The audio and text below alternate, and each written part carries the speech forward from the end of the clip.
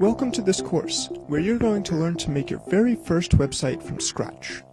So I'm going to assume throughout this course that you know absolutely nothing about web design, and we're going to take it step by step to create something that might not be the most amazing website in the world, but by the end of this course, you'll be very impressed with what you've learned.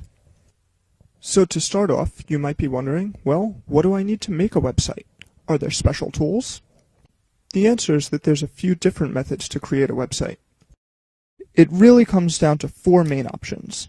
The first one is the easiest to get started with, but doesn't really leave you with many options. It's using what's called a drag and drop editor. It's almost the same as using image editing software like Photoshop or even Microsoft Paint. The problem here is that you're very limited to the types of websites you can make. The second option is using a CMS, or a content management system. These are programs like Joomla, WordPress, or Drupal.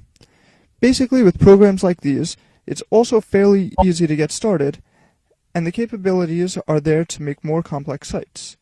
But in the end, you really can't make something exactly as you want.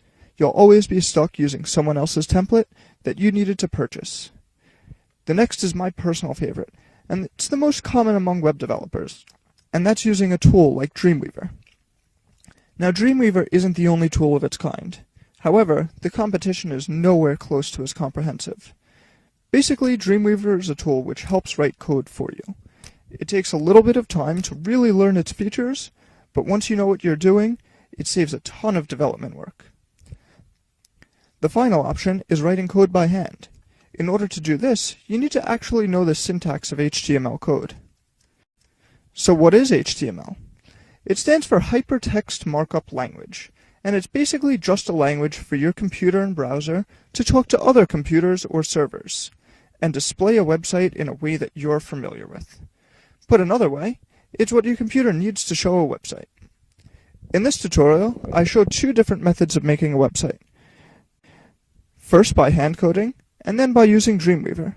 This way you can see for yourself exactly what it does and how it saves time.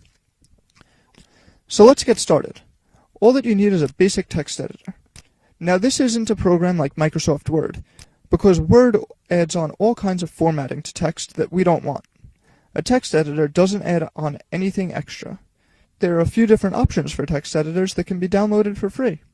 If you're using a PC, I suggest using Notepad++. That's what I'll be using. Or on a Mac, you can use TextMate. So when you're ready, let's get started.